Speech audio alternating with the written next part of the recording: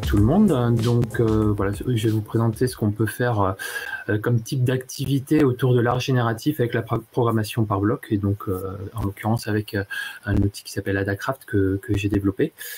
Alors juste pour voir de quoi on parle, rapidos, bon voilà, juste un exemple d'une œuvre d'art génératif donc qui a été créée par Manolo IDE, donc voilà, qui a fait pas mal de choses, mais j'ai choisi celle-ci parce que ça montre le côté essentiel de l'art génératif, où on a une sorte d'organisation, un algorithme qui a généré quelque chose, mais avec une part d'aléatoire, avec un côté visuel.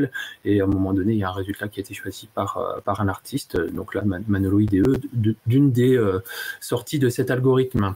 Donc voilà, je vais revenir un peu sur toutes ces notions un peu plus tard, mais c'était pour partir d'un exemple assez démonstratif des ingrédients qu'il y avait derrière ça. Donc voilà, ça donne le contexte de la matière qu'on va travailler, qu'on travaille avec ce genre d'atelier. Donc je me présente, je m'appelle Nicolas De Coster. Donc en fait, moi je suis informaticien de métier. J'ai bossé pendant 20 ans dans des sociétés dans le domaine du spatial, à manipuler des images satellites, ce genre de choses. Mais j'ai aussi un goût pour la transmission et pour tout ce qui est créatif. Et donc voilà, en particulier, je fais partie de la compagnie du code à Toulouse qui anime des ateliers voilà, avec Scratch, Arduino, ce genre de choses, donc autour de la création avec le numérique et la programmation. Donc voilà, ça fait pas mal de temps que je suis dans cette aventure-là. Et voilà, et donc moi j'ai créé Adacraft, donc qui est tout simplement un Scratch modifié, vu que Scratch est open source. Mais voilà, c'est assez limité dans ce qu'on peut faire. C'est intentionnel de la part du MIT de pas trop se disperser. Mais moi, je me disais que la programmation par bloc était intéressante pour explorer d'autres champs de créativité. Et parmi les nouveaux blocs que j'ai pu ajouter dans Adacraft, il y a en particulier des blocs pour faire de l'intelligence artificielle. Et puis de l'art génératif, bon, et plein d'autres choses. Mais bon, voilà, comme aujourd'hui on parle d'art génératif, j'ai cité ça, quoi.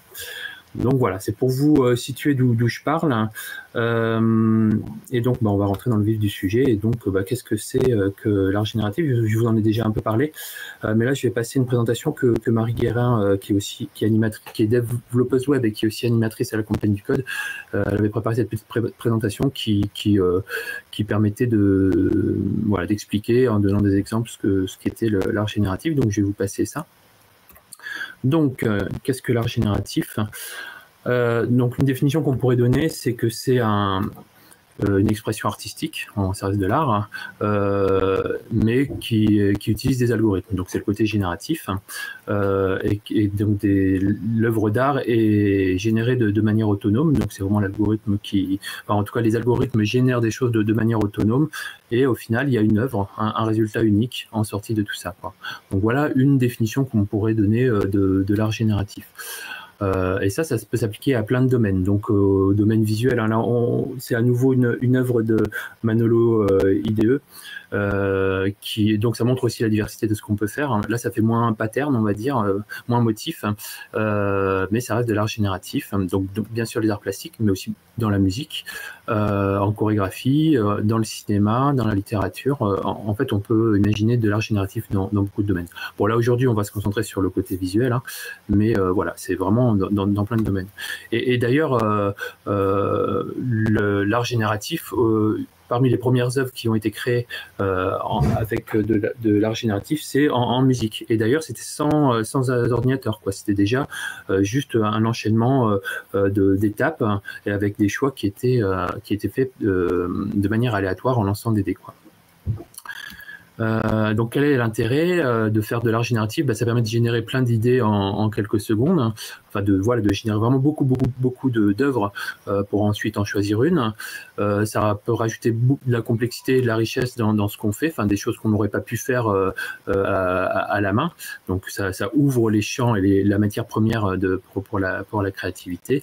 Et un autre aspect, c'est que les œuvres se génèrent de manière complètement automatique, et ça peut être un peu détaché des émotions humaines, même si elles interviennent quand même par moments, les émotions humaines. Bon, quelques exemples, et pour vous montrer qu'au-delà des arts graphiques, il y a des choses. Là, il y a un exemple d'un décor de théâtre qui a été généré par un algorithme donc d'art génératif. Donc voilà, toutes ces formes-là, ça a été généré par un algorithme. Là, donc on revient sur les arts visuels, et c'est une expo qui a voilà, qui est en ce moment dans le domaine de Chambon-sur-Loire, hein, et où un artiste a pris des photos des parcs, hein, et a fait des œuvres voilà, qui se génèrent automatiquement, mais qui s'inspirent des photos en question, quoi. Donc voilà, donc c'était pour illustrer un autre aspect graphique. Et enfin, donc là, on sort un tout petit peu du côté artistique, même si ça rejoint quand même, mais les algorithmes générationnels, de génération procédurale, sont aussi beaucoup utilisés dans les jeux vidéo pour générer des mondes, pour faire des choses comme ça. Donc c'est un peu, c'est connexe au sujet qui nous intéresse. Donc voilà plusieurs exemples. Voilà. Et un dernier petit truc, s'il y a une application qui est en ligne et aussi sur tablette, je pense, qui permet de faire mixer de l'art génératif, mais avec un peu d'interactivité, où on peut dessiner, mais ce qu'on dessine autour c'est pas vraiment un pinceau, mais autour de l'endroit où on dessine, c'est des formes qui sont générées automatiquement. Donc là, ça mixe interactif et art génératif. Ok, donc je vais sortir de là. Je reviens à ma présentation. Et donc, je vais présenter un dernier truc pour donner du contexte. Donc, Wikipédia définit l'art génératif comme étant une création artistique généralement numérique. Voilà, c'est pas forcément numérique, mais généralement numérique, qui se base sur des algorithmes pour générer des œuvres. Voilà, pour construire des œuvres qui se génèrent d'elles-mêmes. Voilà. Et je vais citer une dernière chose, c'est ce livre, Generative Design, et il y a une version en ligne. Donc moi, je me suis pas mal inspiré de ça pour ce que j'ai fait après avec Adacraft. Et là, ça recense pas mal d'algorithmes d'art génératif. Donc voilà, des sortes voilà, certains algorithmes de base qu'après on peut utiliser pour faire des choses plus complexes. Et ça passe en revue des trucs assez classiques avec du code, mais là c'est pas avec de la programmation par bloc, c'est avec P5.js, qui est la version JavaScript de Processing pour ceux qui connaissent.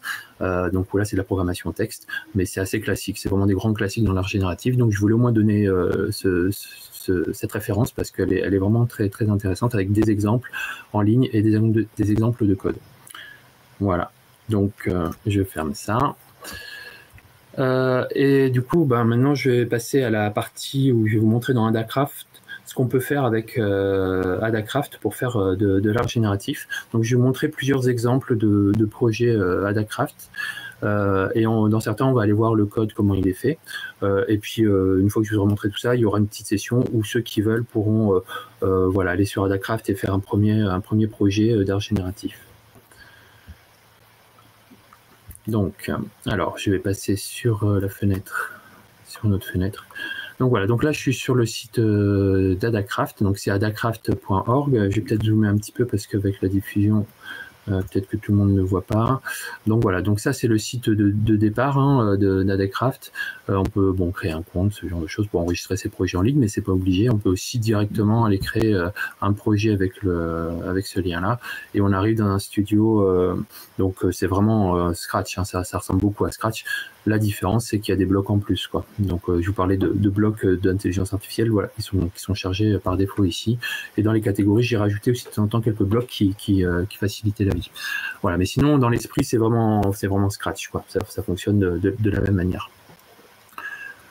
Donc, c'était pour vous montrer un exemple, enfin pour vous montrer à quoi ressemblait Adacraft. Donc, premier exemple, donc ça c'est vraiment l'exemple que je montre comme introduction à l'art génératif avec Adacraft, et c'est ce que je vais vous proposer de faire à la fin. En fait, c'est tout simplement, donc je vais ouvrir l'éditeur pour voir le code et le résultat. Donc, si j'exécute ce petit programme, en fait, ça génère des cercles qui sont positionnés de manière aléatoire, avec une taille aléatoire et une couleur aléatoire.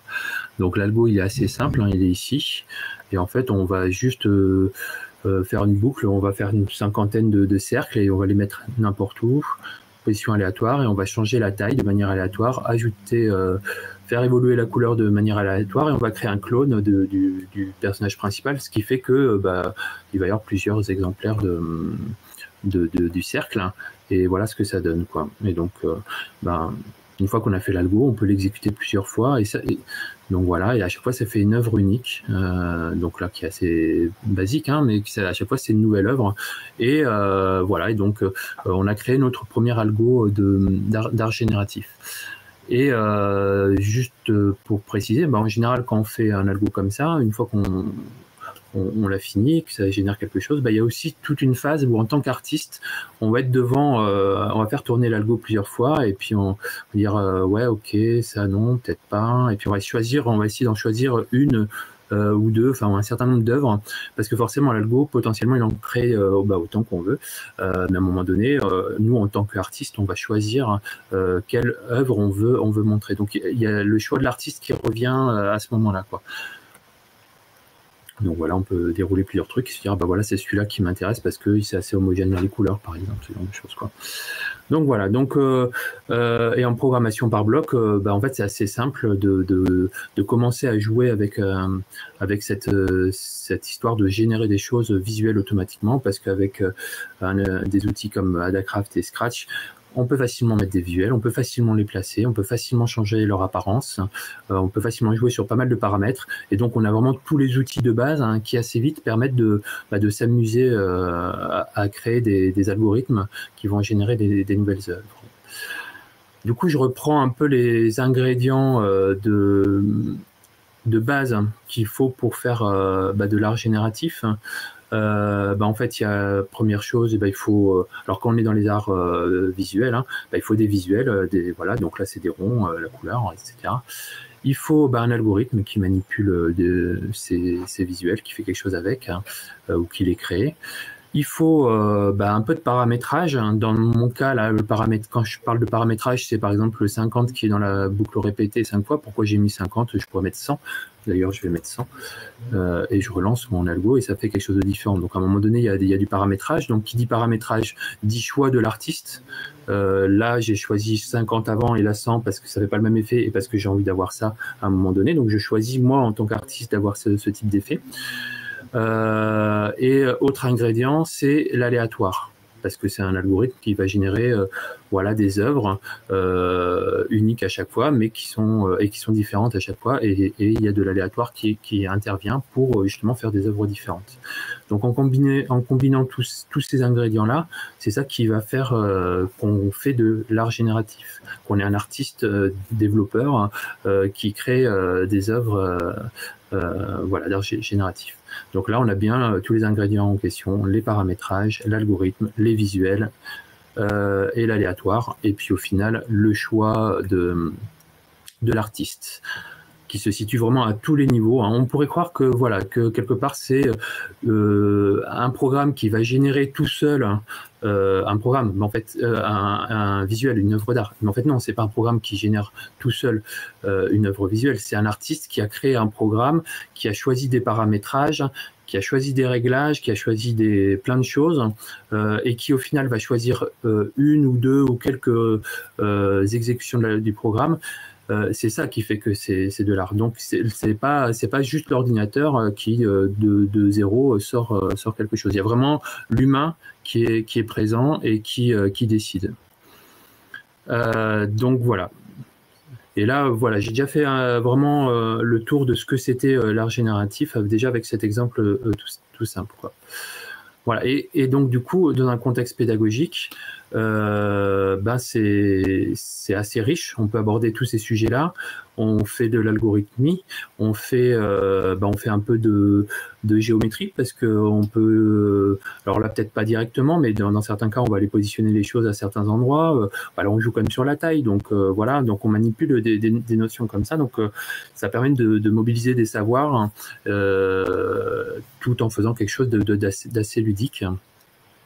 Et en faisant donc de la programmation, quoi. Donc voilà, ça c'est un premier exemple, et je vais passer à un deuxième exemple. On va dire que c'est une première catégorie très simple d'algorithmes qu'on peut pratiquer assez vite, quoi, sans forcément rentrer dans beaucoup de détails. Et un autre type de projet qu'on peut faire aussi, qui est un petit peu plus du coup au niveau algorithme, qui est un peu plus où il y a un peu plus de choses à faire, hein, ben c'est des algorithmes qui sont plutôt basés sur des grilles. Donc voilà un exemple où là, pareil, je vais l'ouvrir dans l'éditeur, hein, pour voir le code et le résultat. Donc le code, il n'est pas très long non plus, hein, on voit tout ici. Et quand je l'exécute, voilà, donc là je l'exécute plusieurs fois, à chaque fois ça fait un truc différent, ça fait une sorte de pseudo-labyrinthe, hein. Et là le principe il est un peu différent. Tout à l'heure c'était des desserts, c'était toujours le même lutin qui était un cercle avec un seul costume et qu'on répétait et on changeait son aspect, enfin on changeait sa couleur. Et ici on va avoir, donc c'est toujours un lutin mais qui a plus, lui pour le coup il a plusieurs costumes. Et ils ont tous, donc c'est moi qui ai généré ces costumes, et c'est en fait à chaque fois, voilà, quelques pixels violets sur une petite grille 9 par 9, je crois que c'était ça l'idée. Donc je me suis fait plein de costumes comme ça, voilà, je sais pas combien j'en ai, mais j'en ai 17, hein. Ah oui, mais peut-être que le 17e, je m'en sers pas. Oui, c'est un truc que j'avais dû faire à une époque, un test, et que j'ai pas gardé. Du coup, voilà, j'en ai 16. Hein. Et après, dans mon code, eh ben, je parcours une grille en X et Y. Et, alors, je vais zoomer un peu ici. Tac. Voilà, donc je parcours une grille et je change de costume. Et là, je ne ferai pas un clone, mais je fais estampiller avec le stylo, c'est-à-dire ça prend le costume courant et ça l'imprime sur le fond de l'écran, quoi. Donc c'est une autre technique, hein. Tout à l'heure c'était des clones, hein, et là c'est estampillé. Donc voilà, et donc là je parcours, j'ai deux boucles, hein, imbriquées, 21 et 38. 21 c'est le nombre de lignes, 38 c'est le nombre de colonnes, et à chaque fois je me déplace en X et en Y, hein. Je bascule je change de costume, j'estampille et je passe au suivant.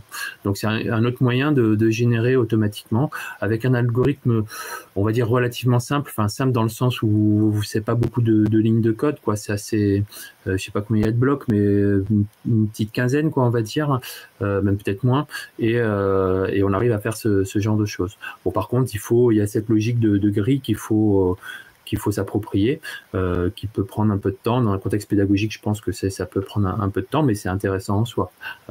Donc voilà pour une autre classe d'algorithmes qu'on peut faire en programmation par bloc. Dans Adacraft, bon, bien sûr, ça on peut le faire aussi dans Scratch. Je pense que là, il n'y a rien de spécifique à Adacraft dans celui-là.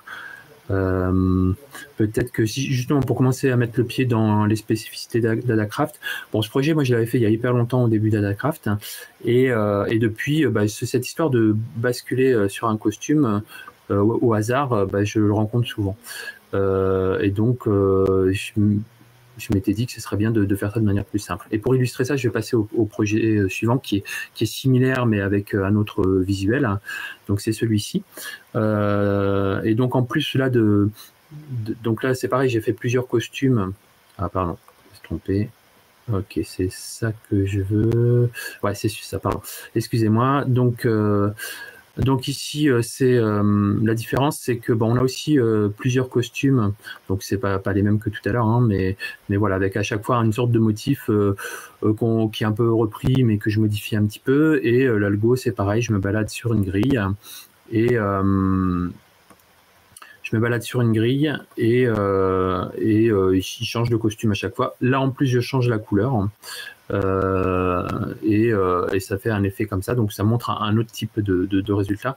Et là je vais vous parler donc de ce nouveau bloc que moi j'ai rajouté, qui est prendre un costume au hasard. En fait, voilà, plutôt que de faire basculer sur costume et de devoir se souvenir le nombre de costumes qu'il y a, j'ai fait un bloc qui simplifie ce travail là. Donc je vire ça, et donc là ça doit faire la même chose normalement. Voilà. Donc j'ai juste rajouté ce bloc là, et en fait ça simplifie, ça rend le code un peu plus clair et ça simplifie le boulot sur ce genre de projet, quoi. Ok. Donc voilà, et là je vais pas montrer le code, mais c'est la même chose. J'ai juste changé le paramétrage, donc ça permet de montrer. Je vais peut-être montrer le code quand même. Allez, hop, j'ouvre. Ok, je zoome un peu. Donc en fait là c'est juste le paramétrage qui a changé en fait. Donc je change la taille, je change du coup le nombre de lignes et le nombre de colonnes. Je m'étais dit ouais ça serait bien de faire une sorte de fond comme ça, de pattern, enfin de motif en arrière-plan. Donc voilà, avec des trucs plus petits, je trouvais que c'était sympa. Donc ça aussi ça montre que quand on fait de l'art génératif, il y a souvent un cheminement comme ça où on commence avec un projet et puis on dit ah ouais ça c'est pas mal, je fais un premier ensemble d'œuvres et puis après je me dis ah mais ça me donne une idée, j'aimerais bien tester tel truc, et puis tel truc et tel truc et ça arrive souvent de partir d'une idée et puis ça chemine de manière un peu bon on sait pas trop comment mais voilà c'est l'esprit quoi qui se laisse guider par les envies créatives en faisant et on débouche sur des choses de ce genre là quoi. Donc ça c'est aussi assez intéressant parce que je pense que pour arriver à ce projet là en effet j'avais dû commencer par celui-ci, puis je m'étais dit tiens quelle autre forme je pouvais imaginer, puis j'ai fait celui-là, puis là je me suis dit ah, bah, je pourrais changer la taille, et j'ai fait celui-là. Je crois qu'en plus j'ai dû en faire une version où je mettais un fond noir pour voir ce que ça donnait. Donc voilà, il y a aussi une démarche créative et itérative dans l'art génératif voilà, qui ressemble à ça quoi. Donc voilà pour cette deuxième grosse catégorie de projets d'art génératif qu'on peut faire voilà, relativement facilement. Parce qu'une fois qu'on a ce principe de grille et qu'on l'a bien compris, bon, on peut le décliner sur plein de choses et imaginer plein de types de costumes, plein de manières de changer les effets, etc. quoi. Donc voilà, il y a des juste en gardant cet algorithme de grille, après ça ouvre la porte à pas mal d'autres choses quoi. Alors là, je montre un autre type d'algorithme où là, on va faire encore du positionnement aléatoire, mais là, on va profiter de... donc là, c'est vraiment une spécificité de Scratch et Adacraft qui est qu'on peut détecter si on est en train de toucher telle ou telle couleur. Pour ceux qui connaissent Scratch, ils ont peut-être l'habitude de faire ça pour quand ils font un jeu, le personnage se déplace et s'il touche le noir, c'est qu'il touche le mur et fait demi-tour, par exemple, des trucs dans ce genre-là. Bon, ça, forcément, dans Scratch, ça a été introduit assez vite. Et ça, c'est vraiment une spécificité qui permet de faire des choses nouvelles en art génératif qu'on ne pouvait pas faire ou moins facilement avec d'autres outils comme Processing. Donc c'est ça c'est intéressant et c'est vraiment une spécificité de ce type de programmation et dans ce projet c'est ce que j'ai utilisé comme concept et le principe est relativement simple. Alors le code il est peut-être un peu long mais le principe est assez simple. Donc je vais pas trop rentrer dans le détail du code, je vais plutôt vous en parler. Donc j'exécute, comme ça vous voyez ce qui se passe. Donc en fait donc j'ai un seul personnage, je vais juste changer, voilà, il y a plusieurs costumes et je le positionne de manière aléatoire. Je commence par des grandes tailles et après je diminue et si je touche une des autres couleurs, je relance le truc jusqu'à ce que je tombe à un endroit où je suis vraiment à l'intérieur d'une zone unie et d'une couleur différente. Et en faisant ça, je fais tourner, et donc là ça prend un peu de temps. Donc mon ordi est en train de mouliner, mais plus ça va aller, plus c'est petit, moins plus il y a de possibilités qu'on tombe à un endroit valide et les choses se rajoutent comme ça quoi. Et donc là, bon, l'algorithme il est peut-être un peu un peu long, etc. Mais le principe il est relativement simple.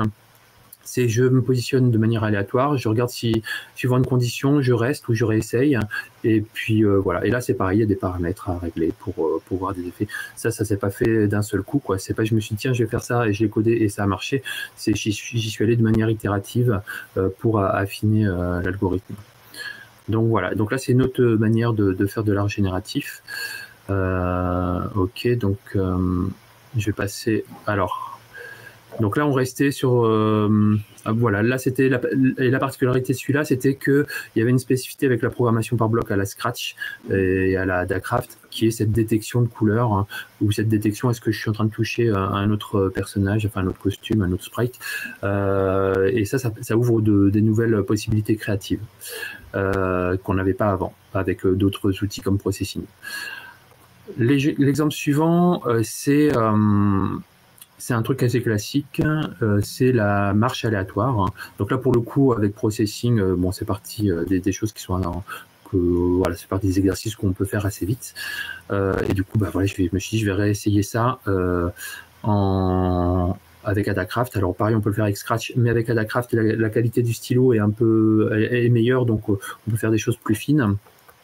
Donc ça, c'est là où il commence à y avoir des spécificités d'Adacraft par rapport à Scratch, mais sinon, dans le principe, on peut le faire aussi avec Scratch. Et donc là, l'idée, ben, c'est juste, on prend le stylo et il se déplace de manière aléatoire, hein. Le cœur de l'algo, il est ici, hein. Pareil, je vais zoomer. C'est vraiment ce truc-là. Je m'oriente de manière aléatoire et j'avance de un pas. Et je répète ça tout le temps. Et donc, du coup, ça fait ça. Alors, qu'est-ce qui se passe là? Alors, j'ai peut-être fermé d'autres projets, là. Je me demande si mon ordi est pas en train de ramer. Ok. S'il y a des questions, après, je pourrais les rouvrir, hein. Ça, je ferme. Ok, je reviens là. Ok. Non, en fait, je crois que c'est juste que j'ai pas appuyé sur la touche espace. C'est pas grave. Donc voilà. Donc là, ça fait une marche aléatoire. Vous voyez que bon, ça fait une sorte de petit nuage. Si je mets en grand et que je réexécute, bon, voilà le genre de choses que ça peut faire. D'accord. Donc bah voilà, c'est un algo relativement simple et qui génère quelque chose. Donc bon, et après on peut prendre cette base là et faire des choses différentes, quoi. Je vais juste attirer l'attention sur quelque chose. Alors déjà, je vais rajouter rebondir si le bord est atteint et je vais relancer l'algorithme. Voilà, pour que ça reste tout le temps à l'intérieur. Parce que oui, dans Adacraft, j'ai changé un comportement, c'est qu'il n'y a pas dans Scratch. Normalement, les lutins, ils peuvent pas trop sortir de l'écran. Là, moi, j'ai cassé cette limite, donc le stylo, il peut aller très très loin. Donc voilà, donc là, ça y est, ça reste tout le temps à l'intérieur et il rebondit quand il touche le bord, hein. Donc voilà, c'est bon, et bien sûr, à terme, ça va finir par tout remplir. Là, je refais une exécution, voilà ce que ça donne. Ok. Je vais en refaire une. Bon, donc voilà, donc c'est... en fait, quand moi j'avais fait ce projet, la première version, j'avais mis ça. J'avais mis moins 180 pour l'orientation. Je me suis dit, bah voilà, je vais m'orienter de manière aléatoire. Je vais de moins 180 à 180, quoi. Voilà, ça me semblait direct de faire ça. Et j'ai lancé mon projet. Et je sais pas si vous voyez, mais là, le truc, bah, ça fait beaucoup de noir en bas, quoi.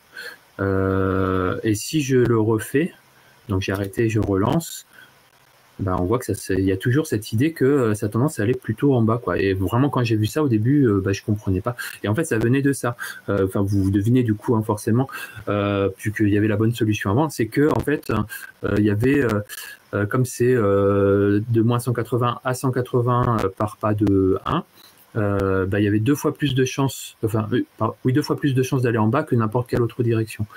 Donc il y avait 2 chances sur 361 d'aller en bas et une chance sur 361 d'aller dans les autres directions. Donc c'est pas beaucoup, c'est vraiment presque rien, mais à l'échelle d'un déplacement comme ça, aléatoire, qui vraiment se déplace beaucoup, ben on voit un effet, quoi. Et cet effet, bah, c'était pas celui que je voulais, quoi. C'était vraiment pas, je m'étais pas dit que je voulais faire un truc où c'était noir en bas. Donc c'était un bug, hein, qui m'a donné un effet visuel que j'avais pas prévu. Mais par contre, bah en fait l'effet visuel il est quand même sympa, quoi. Ça fait une sorte de, je sais pas, de mousse qui est agrégée en bas de quelque chose. On pourrait imaginer le ciel derrière, etc. On pourrait faire des choses de ce genre-là. Et donc du coup là j'ai fait en tant que développeur, bah, j'ai rencontré un bug, comme moi je rencontre plein quand je développe et que je cherche à corriger parce que pour moi c'est pas acceptable. Mais là à l'inverse, j'ai eu un bug. Mais le résultat qu'il m'a donné était intéressant et il m'a plu. Et pour le coup, j'étais prêt à le garder, quoi. Alors là, je l'avais remis à moins 79 parce que c'était pour vraiment comme projet d'exemple. Mais après, j'ai repris cette idée pour faire des trucs vraiment particuliers, quoi. Donc là, il y a aussi une particularité en tant que développeur artiste qui fait de l'art génératif, c'est que les bugs, ils ont un autre statut que quand on a un développeur classique. Le bug, par moment, c'est lui qui peut être amener de la créativité et qui peut amener quelque chose de vraiment bien sympa et qu'on a envie de garder. Et ça a un nom, cette chose-là, c'est la sérendipité. Donc c'est-à-dire c'est quand il y a quelque chose qui arrive par hasard mais qui est intéressant, quoi. Et ça, en art génératif, ça arrive tout le temps. Et c'est un truc excellent, quoi. Quand ça vous arrive, il y a vraiment un effet magique où on a l'impression de découvrir un truc. En plus, c'est complètement par hasard. Et voilà, il y a une certaine joie à découvrir cette chose-là et de voir émerger ce truc-là. Et en plus, ça vient d'un bug, un truc qu'on a l'habitude de pas trop aimer. Là, c'est l'inverse, quoi. Donc ça, c'est vraiment intéressant. Toujours sur cette idée de marché aléatoire, du coup, moi, j'avais continué un peu à réfléchir à ce que je pouvais faire avec ça. Et puis, du coup, autre chose qui est assez simple, qui peut être assez sympa avec l'art génératif, c'est de faire intervenir des symétries. Donc là, moi, ce que j'ai fait dans ce projet-là, c'est que j'ai repris la marche aléatoire, mais plutôt de la faire en continu j'ai fait en sorte que il y avait plusieurs brins de marches aléatoires qui se faisaient. Donc, je sais plus combien j'en fais. Là, j'ai peut-être une vingtaine de tailles différentes. La plupart sont noires et il y en a quelques-unes que je fais de couleur, quoi. Et en plus, j'applique une symétrie. Donc, pour chaque marche aléatoire, je dessine voilà, j'applique la symétrie. Et ça fait ces formes qui sont un peu organiques. Et voilà. Du coup, j'ai un nouvel algo. Donc, pareil, avec des paramètres que j'ai réglés. Sur ce type de projet en particulier, moi, je me souviens quand j'avais fait ça, j'ai passé vraiment beaucoup de temps à en générer beaucoup pour voir différentes réalisations et pour en garder quelques-unes pour les présenter, quoi. Donc, et c'est là où l'artiste il intervient parce qu'il se dit ok, je fais tourner mon algo plein de fois et j'attends de trouver celle qui va me parler, quoi. Voilà, donc c'était pour vous montrer ça. Et donc là, il y a en plus la symétrie qui est intéressante à faire intervenir dans les algorithmes d'art génératif. Ok, donc là, c'était les marches aléatoires, c'est une catégorie de choses qu'on peut faire, et donc relativement simplement, hein, comme je vous l'ai montré, pour faire de l'art génératif. Et après, c'est dans le paramétrage, dans le choix du nombre de marches aléatoires qu'on fait, etc., qu'on peut être créatif et rajouter des choses, mais le principe de base est relativement simple. Autre chose qui est pas mal utilisée là en art génératif avec processing ou autre, bon, depuis tout à l'heure, on parle d'aléatoire, hein, soit dans la forme, dans les couleurs, dans le choix des costumes, dans la position, dans la marche aléatoire, etc. Donc l'aléatoire revient tout le temps, tout le temps, tout le temps. Donc on utilise facilement du coup les blocs, prendre un nombre aléatoire entre 1 et 10 par exemple, voilà, qui est qui est le tirage aléatoire classique, quoi. Mais en art génératif, il y a un autre type d'aléatoire qui est beaucoup utilisé, c'est le bruit de Perlin, et qui peut donner un côté un peu organique à ce qu'on fait, quoi. Et donc du coup, ça c'est un ajout dans Adacraft. J'ai rajouté une petite extension qui est basée sur une bibliothèque JavaScript qui s'appelle P5JS, donc qui est issue de Processing. C'est celle dont je parlais tout à l'heure avec la référence du livre dont je vous parlais, là où il y avait plein d'exemples de schémas de base. Et cette extension P5JS, alors j'ai pas pris grand-chose pour l'instant dans la bibliothèque P5JS, mais j'ai pris au moins le bruit de Perlin. Donc il y a une fonction qui permet de générer du bruit de Perlin pour pouvoir l'utiliser dans des projets comme ici. Donc je vais pas rentrer dans les détails de comment ça fonctionne, le bruit de Perlin. Je vous invite à aller voir par vous-même, ou ceux que ça intéresse pourront poser des questions à la fin, ou pourront me contacter après, puis on peut en discuter. Voilà, parce que je crois que ça peut prendre un peu de temps de rentrer dans les détails, mais ça permet juste de générer d'autres types de bruits. Et juste pour illustrer, sur cet exemple-là, ça prend juste le costume, c'est un rectangle, et que je positionne sur une grille, un truc classique, et c'est juste son angle, enfin son orientation, que je fais varier suivant un bruit de Perlin qui va suivre les coordonnées de la grille, quoi. Et donc c'est ça qui donne ce côté un peu de montagne. Voilà, et donc à chaque fois qu'on exécute, ça fait un effet différent. Et là, c'est juste le carré qui, en tournant un peu, fait ces effets-là. Alors je vais mettre en grand plutôt. Voilà. Donc il y a vraiment beaucoup de choses en art génératif qui partent de ce principe-là. Une forme, souvent un rectangle sur une grille, et le bruit de Perlin qui permet de modifier soit l'orientation, la taille, la couleur, ce genre de choses, et ça fait des effets comme ça.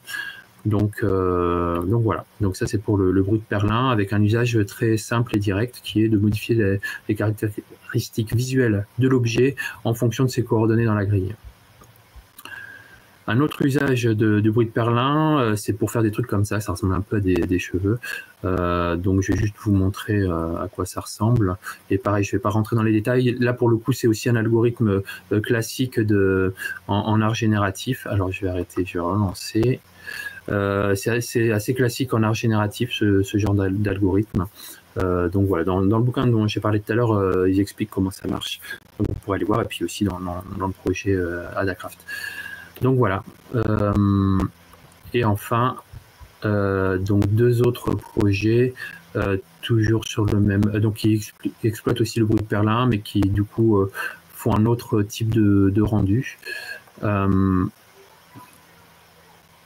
Ok, donc voilà. Donc là, Là, pareil, je vais recommencer, je relance en plein écran. Donc là, l'idée, c'est je positionne de manière aléatoire, je crois que c'est des cercles, et je change la taille et la couleur suivant sa position à l'écran et en suivant une règle de bruit de Perlin. Et bon, comme vous voyez, ça fait des formes bizarres. Et dans ces règles-là, je crois que si je me souviens bien, il y a des sinus par endroit. Enfin bon. Et ça, c'est pareil. J'ai mis un certain temps avant d'arriver à des choix d'intervalles de valeur, de sinus, je sais pas, de petites formules mathématiques qui permettent d'arriver à un résultat comme celui-là. Donc là, pour le coup, il y a vraiment un travail de longue haleine sur l'algorithme lui-même, à essayer des trucs, à partir d'une direction, à revenir en arrière, etc. Voilà, et donc dans la même idée, il y avait celui-là où j'ai repris la même chose, mais c'était pour faire là pour le coup des sortes de fleurs. Hein. Et voilà ce que ça fait. Donc c'est juste que je mets un masque en fait. Hein. Donc ça dessine que au centre, enfin plutôt quand ça va à l'extérieur, je crois que je dessine rien. Et au final, ça fait des sortes de fleurs quoi. Donc voilà.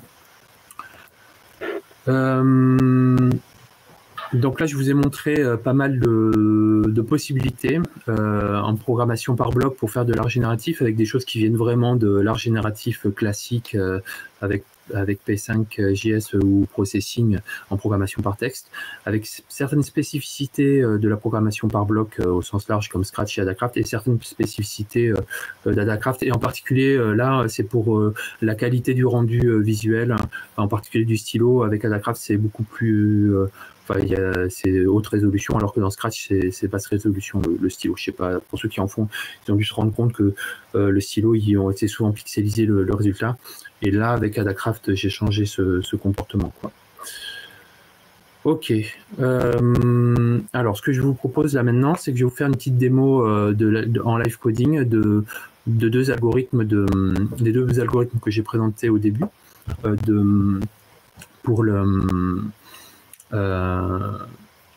donc pour les algos simples d'art génératif, et pour ceux qui veulent, vous pouvez le faire en même temps, et n'hésitez pas, s'il y a des questions, vous pouvez les poser dans le chat et m'interrompre, et peut-être que Bénédicte peut du coup les transmettre et m'interrompre sur le moment si jamais il y a des questions sur la manière de réaliser les projets, quoi.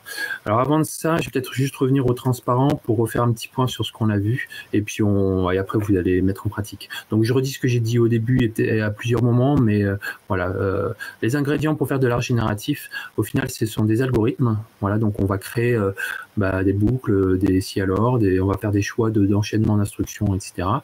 Dans lequel on va mettre de l'aléatoire. À un moment donné, on va laisser l'aléatoire guider, choisir les orientations des rendus. Mais ça va être quand même contrôlé par des paramétrages que nous, on va choisir, hein, que peut-être qu'on va changer d'une réalisation à l'autre, mais que c'est nous qui allons régler. Et voilà, avec tout le temps, dans toutes ces étapes-là, le choix de l'artiste, que ce soit bien sûr pour l'algorithme, pour le choix des méthodes aléatoires, pour le choix des paramétrages, et aussi, surtout, à la fin, pour choisir, pour faire plusieurs réalisations de l'algorithme d'art génératif, et pour choisir les œuvres qui nous parlent, qu'on trouve sympas, qu'on trouve jolies, qui nous évoquent quelque chose, et c'est là où il y a la démarche artistique également dans ce dernier choix, quoi, et qui fait que c'est vraiment une création, c'est une œuvre créée par un artiste et pas une œuvre créée par une machine, quoi. Et le bonus, je vous en ai parlé, c'est la sérendipité. Vraiment, c'est le truc, comme je vous ai dit, hein, moi je trouve ça super, c'est le truc vraiment super sympa quand on fait ce genre de projet, c'est de tout d'un coup se trouver un truc inattendu, mais qui est vraiment, vraiment sympa. Voilà, et donc juste pour préciser ce que c'est la sérendipité, là je donne un exemple. Il se trouve que c'est apparu hier, hein, lorsque j'ai fait un atelier dans une classe de collège. Donc mon intention c'était de faire ça, je faisais la démo, et donc c'est ce que je vais vous faire après d'ailleurs, pour dire allez, comment on peut faire ce genre, un truc très simple sur une grille de costumes, et on alterne les choses. Du coup j'ai fait du live coding, et puis à un moment donné je suis arrivé à ça, et là en fait, je m'y attendais pas du tout. Là, il y a deux choses. Un, je m'étais dit, tiens, je vais rajouter un effet de mosaïque. Dans Scratch, il y a l'effet mosaïque qui permet de dupliquer les choses comme ça. Je l'avais jamais fait avant, et je me suis dit, tiens, je le mets. Et déjà, j'ai été surpris de l'effet, que je trouvais sympa. Mais surtout, à cause d'un bug, en fait, tout, il y a une superposition de différents patterns dans chaque case de la grille. Parce que normalement, je vide, j'efface la réalisation entre chacun des lancements, quoi. Puis là, j'avais oublié de le faire. Et du coup, ça s'est empilé, quoi. Et ça, c'était pas du tout prévu. Mais le résultat est vraiment, vraiment sympa. Et je me suis dit, c'est une bonne idée. Du coup, je vais garder cette idée de mosaïquage, d'appliquer l'effet de mosaïque et de mettre sur une même grille plusieurs réalisations, quoi. Et donc là, c'est clairement de la sérendipité. C'est ce truc-là, je me suis pas dit, je vais faire ça. J'ai vu ce résultat par hasard et je me dis, c'est chouette et je vais le garder pour faire autre chose. Ok. Donc, alors, je vais vous faire une démo. Alors, au niveau timing, là, moi, je pense qu'il doit me rester peut-être 5-10 minutes, quelque chose comme ça. Attends, t'inquiète pas, je te dirai. Ok, ça marche. Bon, alors du coup, je vais peut-être aller un peu vite parce que je vais laisser un peu de place pour des questions après quand même. Je vais vous faire une démo en live coding, donc n'hésitez pas à ouvrir Adacraft en même temps et à faire les choses en même temps que moi. D'accord? Enfin, pour ceux qui veulent. Donc, je vais partir d'un projet où je vais refaire le projet de positionnement des cercles de manière aléatoire. Donc, du coup, je vais partir sur un costume où ça va être... je vais faire un disque. Ok, donc je mets ça, disque. Je prends cet outil-là. Je mets le contour à transparence, ici. Et je dessine un cercle. J'appuie sur la touche majuscule pour faire un cercle, sinon il fait une ellipse. Donc ok, donc j'ai mon cercle ici. Et l'idée c'est quand j'appuie sur le drapeau vert, ce que je veux faire, c'est répéter un certain nombre de fois, faire un certain nombre de cercles qui vont aller à une position aléatoire. Donc déjà, je vais tester mon algo là. En effet, il fait tout ça. Donc là, c'est bon. J'ai un début d'algo.